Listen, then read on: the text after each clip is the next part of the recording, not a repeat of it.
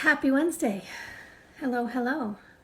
Good morning, good afternoon, whatever time of day it is where you are.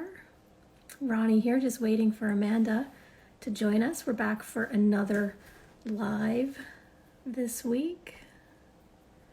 There's Amanda popping in. Hello.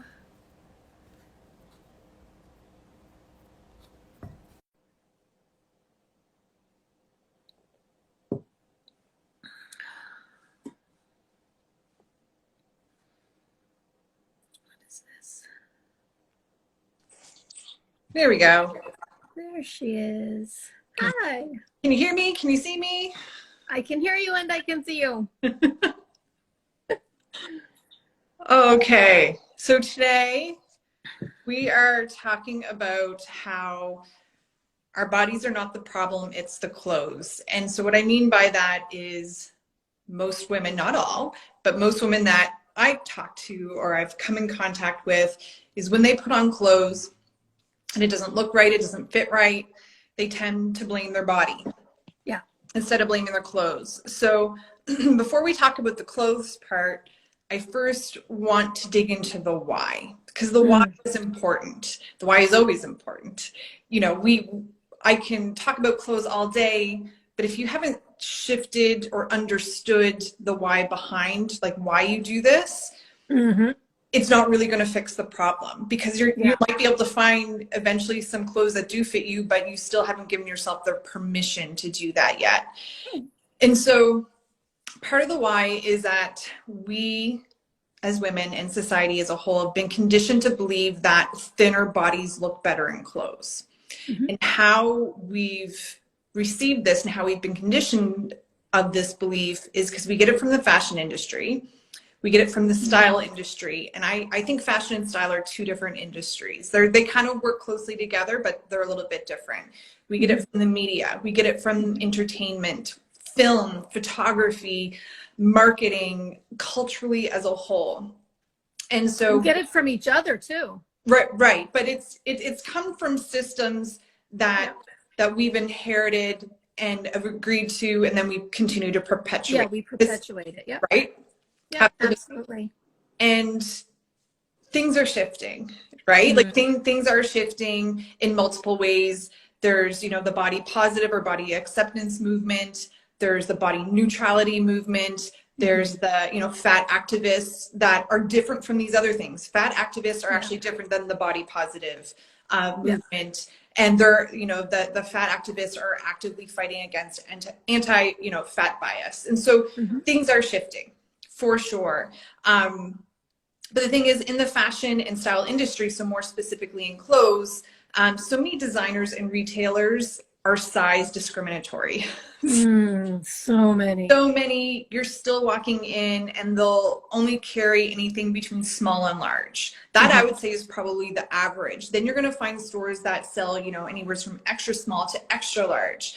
But that's it. And to me, that is extremely discriminatory. It's actively saying, I only want to serve people who look like this and who have this sized bodies. I think it's a lot more nuanced than that. It's not black and white 100%. I get it. But we need the style and fashion industry to help. We have to do it at individual level, but we need these large systems to actively play a role. We can't alone change that. Yeah. And, people can say where you put your money is going to have an impact, and 100%, but we need boutiques, we need retailers, we need designers, we need them to all play a part as well. And so we're constantly getting these messages, and we're going to stores, women who live in larger bodies or more marginalized bodies, they're constantly getting this message that you're not worth it. Yeah. You're not worth it. And so if you want cute clothes, or you want to be easily, to have nice clothes accessible for you, you need to change your body. You need to shrink it. Yeah. Well, because literally if there aren't clothes there that fit you, then what other message are you supposed to get from that? Right? It's very difficult to take any other message from it if you're having trouble finding clothes that actively fit you. Absolutely. Yeah. And so it's important to understand how you've arrived at this place. If you Yeah. are those people that you tend to blame your body instead of blaming the clothes, you know, the system has not been made for you. Yeah. Like the system is actively fighting against you. So it is a struggle. It's not always an easy solution. And it all feeds into the belief that fat is bad, it's ugly, Mm-hmm. you don't deserve to feel good in the body you have, you need to shrink it, punish it, starve it, diet, it in order to fit our mold. Yeah. So of course, when clothes don't fit right, women are going to blame their bodies, right? Yeah. Instead of blaming their clothes. But I truly believe, and this is, after 4 years of working with women of all different shapes and sizes, is that we don't need to change our bodies. Yeah. We need to change our clothes. And yes, finding accessible clothes is hard. It is harder. It's usually more expensive. It's more challenging. It's really oppressive for people. Yeah. But times are changing. There are so many other brands that are size inclusive now. I just found one the other day. I can't think of the name on top of my head. And maybe I'll put it in the comments if somebody wants to know. It was really interesting. This brand, what they're doing is you can shop by model. And so they have various women, real bodies, like not just models, right? Like not professional models, real women, real bodies with varying sizes, varying shapes. Love it. And then you can click on the model and see the clothes that they sell and how they fit and look on that body. Love that. They carry up to size 15X. I've never seen that. Amazing. I've never seen that. I was talking to a woman a few weeks ago who's a 6X, and she's like, I have to get my clothes custom made. Yeah. She goes, I have to pay $900 for a top. Like, Damn. right? And so things are changing. There are more possibilities now. So that being said, sometimes when women's bodies change, their instinct is to hide their body, either in black or oversized clothes. Now, no, black and oversized clothes are not bad. I'm literally sitting in a black t-shirt that's 2 sizes too big for me as we speak. And we talked about this the other day. So that in itself is not bad or wrong. The intention behind it is where we get sticky, right? Am I wearing black because I love it and it makes me feel good versus am I wearing black because I want to fade in the background and I want to hide myself? Am I wearing I wear black because I want to hide the food I spill on my clothes all the time. Fair enough. And then when it comes to the oversized clothes, are you wearing oversized clothes because that's your style? And that is, like, wearing oversized clothes is a style and it makes you feel good. Or are you wearing oversized clothes because you're trying to hide your body? Well, for me, it's really interesting because, and we talked about this the other day. So for me, my style has always been, when I was smaller, anytime I was lean, if I was leaving the house, if there was a chance anybody was going to see me, I had to wear something skin tight. I'm very, very short. I have a very short waist. So anything that's not skin tight on me naturally makes me look bigger. And I internalized that as a bad thing. And so if I was leaving the house, I had to wear something tight because heaven forbid somebody think I put on some weight if the clothes that I was wearing weren't flattering. And by flattering, I thought that meant look smaller, right? Right. But when it was just me, my whole life, when it was just me by myself, like authentically just comfortable being me, it's always just been oversized and baggy and loose and just flowy and comfy. That's how I've always been most comfy. The other way that I always dressed was for other people. It was never for me. Mm-hmm. So for me now, that the oversized look, and even like, I don't even care if it makes me look bigger. I don't care anymore because I've changed the way that I think about looking bigger. Mm-hmm. So there's a really fine line there about like, why are you dressing that way? And what are the stories you're telling yourself about what it means to look a certain way? And before, one of the things that I noticed, I think a couple of years ago, I was looking for something to wear to an event that I was speaking at.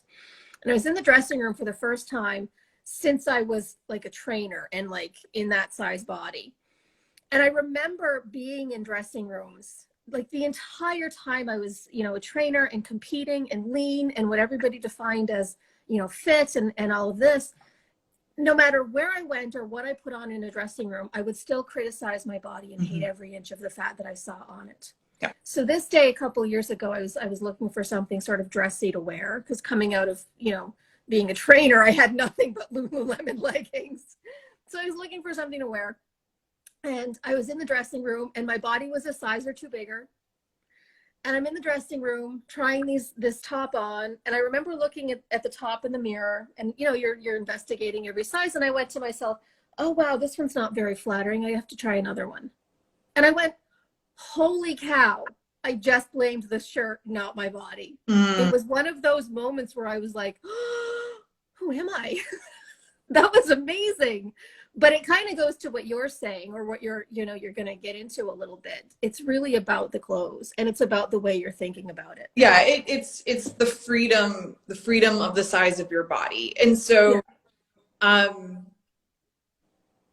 sometimes our instinct is when our body changes is to wear it in oversized clothes. And again, not that oversized clothes is bad, but if your intention is to like hide it, then what ends up happening, and I've worked with a few women who have like some body dysmorphia. And so what ends up happening is they put on the clothes, it's not the right size, or it's not the right fit, or the right cut, or there could be a multitude of reasons why it's not looking the way they want to look. And always their instinct is to be like, it's my body, it's bad. And so what I do is I spend my time teaching them why the item of clothing is doing visually what it's doing and why you don't like it. And the sole purpose is so that they can stop blaming their body and learning to assess the clothes. Like understand, like it's a size too big. It could be the neckline doesn't look right on me. It could be the shirt is too long and the hem needs to come out. It could be that it's, a wide pattern versus a smaller and busy pattern. And it's not to say like a busy pattern is good or a big pattern is bad. It's just understanding these different components, different details on our clothes, like ruffles, lines, pockets, ruching. All of these things are embellishments. Color, pattern, and what they do is they draw the eye. And so depending on where the eye is drawn and what shapes they create on our body can visually change how our body looks. So it's like if a client wants me to assess what their body shape is, I have to tell them you need to put on like tight, neutral fitting clothing, because if you put clothes on your body and take a picture, I don't actually know what your body shape is, because I recognize that our clothes and the lines that we create actually physically change the way our body looks. Yeah, absolutely. And so I want women to understand that concept so that when something doesn't look good, they can instinctively know it's just not the right piece for me. Not flattering on me. And flattering doesn't mean thin. Flattering doesn't mean tall or elongated, because that's a whole other thing. Every time I go onto YouTube, and I've been taking snapshots of just so much style marketing around don't wear these pants if you're short. Wear these pants if you want to look taller. How to hide your belly. And so again, we're always getting this messaging on how to create some ideal body shape. Thin, long. There's one ad on my YouTube. Every time I go on YouTube, there's one ad that's, and I don't know who told YouTube I'm over 50, but YouTube seems to think I'm over 50 because it's always, stop wearing these clothes if you're over 50. And I just want to say, F you, I'll wear what I want to wear. And it's interesting, and I hope you can follow me along this. I was having a conversation with my daughter this morning, and she said to me, she goes, there's a kid in my class who's shorter than me. And I was like, okay. She's like, I'm not the shortest person anymore. And I'm like, so what if you are? Like, what if you are the shortest person? Like, are we assuming tall is better? And she said, well, no, it's just people, because I was short, people would always say, you're small, you're short. And she doesn't like people commenting on herself. So already kids are getting the message that small is bad. Like small is in short. Or at the very least, something to notice and different. Right. And my daughter's 4'5". She hears this everywhere she goes. right. And so they're getting messaging that short is bad and then you need to wear clothes to make yourself look taller. Again, that's under the assumption that there's a body length that is preferred, that there's a hierarchy. Yeah. Now, culturally, yes. Like there are studies shown that people who are more attractive or thinner or look a certain way or easier at getting jobs or, you know, there is privilege. There is privilege with certain face types or, you know, body sizes, skin color. There's absolutely privilege. I'm working toward it, so that no longer exists, but that's like, yeah, I think that's why it's important to have these conversations. Yeah. Yeah. Yeah. So that's essentially what I want women to know is that when you're trying on clothes, whether it's something you currently own or something that you need to shop new and you're in the dressing room and something doesn't look right, be more neutral about it and just be like, oh, this isn't the right piece for me. Yeah. I'm going to move on. Or this isn't the right size. Like the size doesn't even mean a darn thing because you can go into one store in particular that sells all the same brand, because then you go into boutiques that sell different brands and then, you know, you have sizing challenges within each brand. But even the stores that all make the same clothes, you could be a small in one shirt but a large in another, just based on the style and structure of the top. So honestly, do not get hung up on the number on your clothes. It really means absolutely nothing. You go into a thrift store, you could be a size 18 or you could be a size 22 or a size 12. Like it's just the sizing really doesn't mean anything. And yes, it's extremely frustrating, especially when you want to, you know, shop online and you're new to a brand and you have no idea and you need to order all of the sizes to see what fits. And it is challenging, but I don't see a fix for that. Like I just, because even if all stores agreed that a size large is like this, it's still not going to fit all women the same. So I'm going to give you two analogies. So say your foot is a size 8 and you walk into a shoe store and you're like, give me all your size 8 shoes. They give you them all and they're all going to technically be the right size, but they're all going to fit your foot differently. Are you going to blame your foot? Yeah. Are you going to blame the shoe? Yeah, absolutely. It's a shoe thing, right? Everybody's foot's a little different. Every shoe is a little bit different. Even 2 feet on the same people can be a little bit different size. And every single shoe is shaped and fits a little bit differently as well. So yeah, obviously you blame the shoes. Right. But there's not as much emotion attached to feet. So I right, love because that example. we haven't been conditioned like, yeah, your foot is too big. You need to, I mean, I'm sure the Chinese, you know, back in the day were told I know women were told you need to wrap your feet to try and shrink them because small feet were desirable. So I know there is the history of that. But yeah, culturally right now in North America, we're not getting the message like your foot is too fat, your foot is too big, you need to shrink it, right? And so the point there is, even if, you know, then let's move it to clothes. So we have 3 different women. They're all the same size. Yeah. They're all mediums.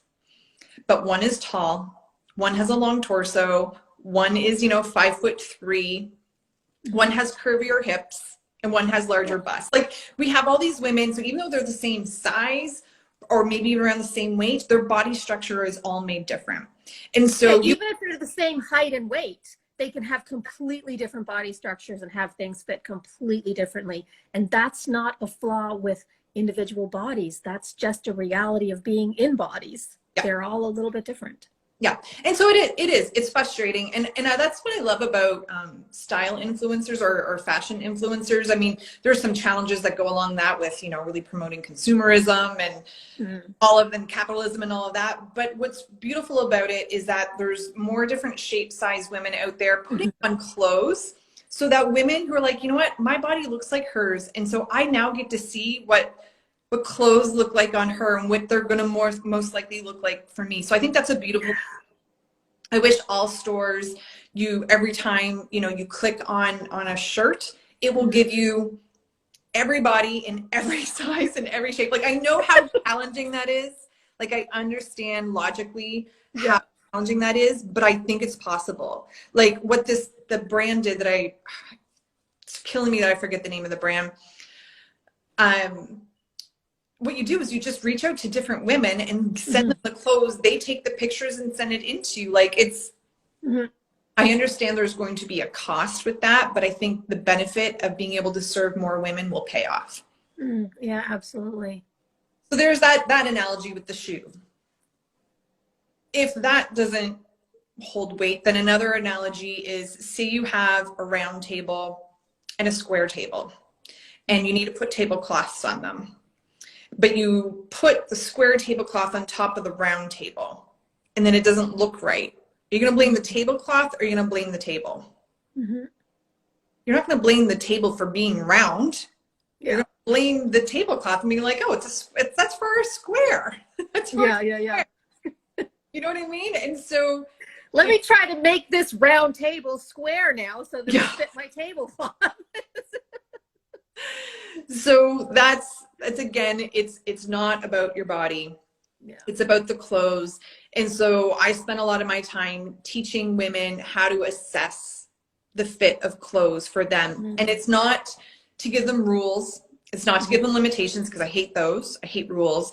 It's to give them the tools and knowledge so that when they put on, say, a pant or a top or a dress and it doesn't look or feel right, now they have the tools to be like, oh, it's because of this sleeve, or it's because of this detail, or it's because it's this color, or it's because of this neckline, or, oh, I need to go get it hemmed, or I need to go to a tailor and get it nipped at the waist. Like, so that you have the more tools to be able to assess why something's not working. So then you know it's not your fault, and you know how to fix it, and you know how to tweak it. Mm. Yeah, I love that. I love that so much. And it goes back to what I was saying last week too about, when our bodies don't feel good, the first instinct, like we are so conditioned to blame our bodies for everything. When they don't feel good, it's our body's fault, it's the weight fault. When the clothes don't fit right, we blame our bodies and we blame our weight. And we live in this place of treating our bodies like they're this project that we always have to be working on fixing and blaming for everything. So I love that. I love that you take that perspective and no, like it's not your body. And and I've said this before, I was a trainer for like 8 years. That's what changing bodies is what I did. Mm. I made a living helping people change their body. And after 8 years of helping people change their body, what I learned was not your body's fault. And changing your body is not the answer to all of life's problems. It's Yeah. not even really the answer to any of life's problems. It's not your body's fault. It's the way you're thinking about your body. Yeah. And the way you're thinking about the clothes that you're putting on your body, because you're just blaming your body for the fact that they're not fitting. Yeah. And it's important to recognize that as well. Like, I love that you help teach people about the shapes and that kind of a thing, and the illusions and stuff that the shapes have with different body shapes.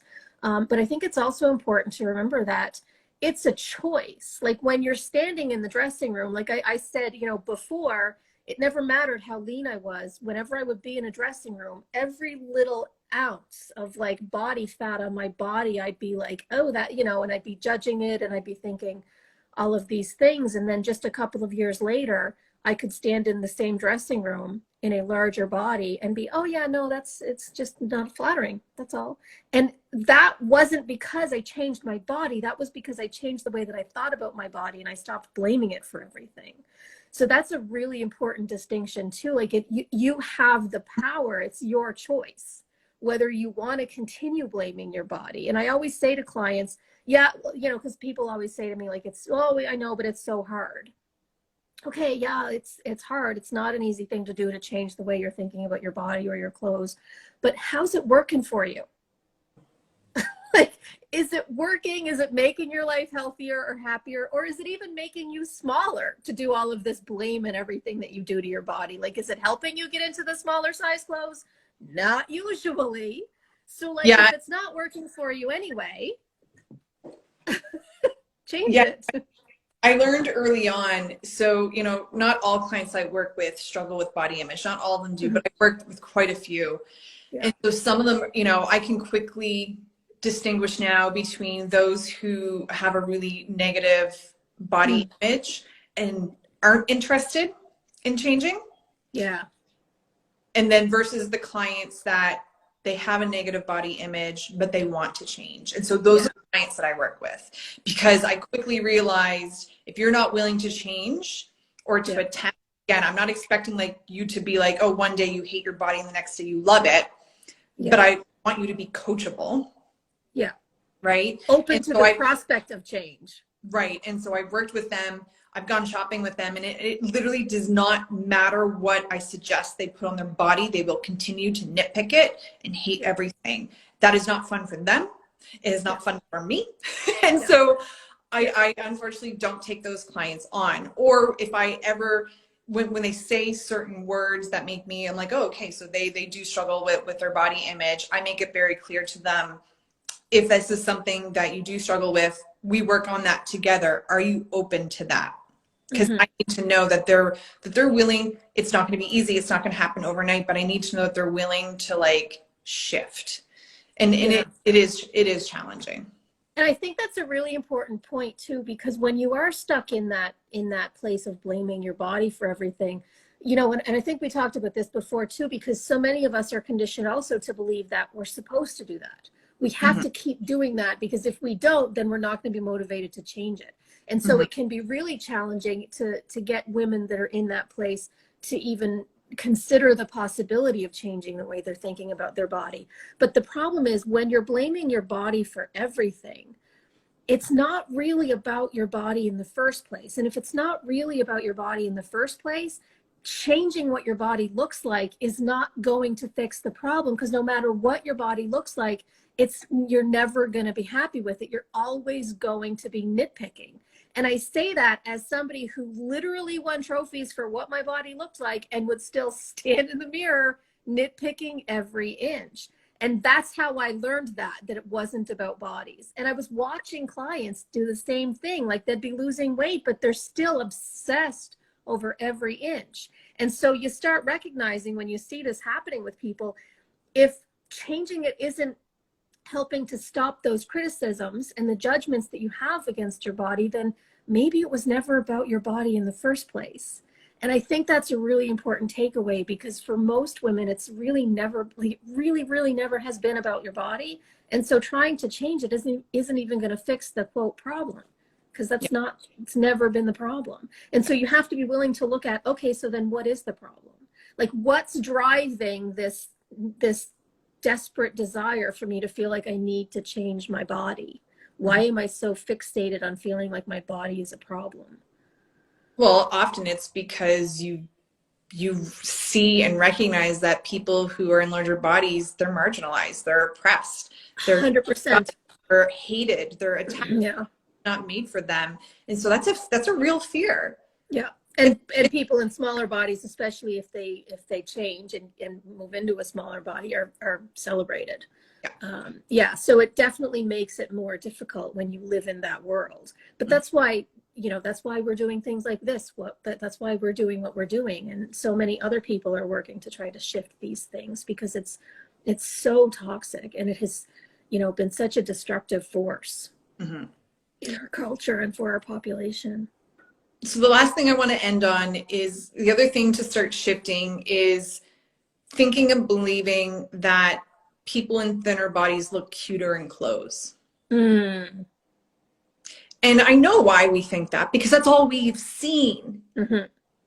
It's all we've seen for decades, right? All we see is thinner women looking super cute in clothes. We don't ever see women in larger bodies looking cute in clothes. And so we haven't seen it enough, right? Like, we start to shift when we see ourselves being represented, right? And so one of the things that I recommend is, the beauty of where we're at right now in the world is there's tons of wonderful, amazing women out in all shapes and sizes, rocking their style.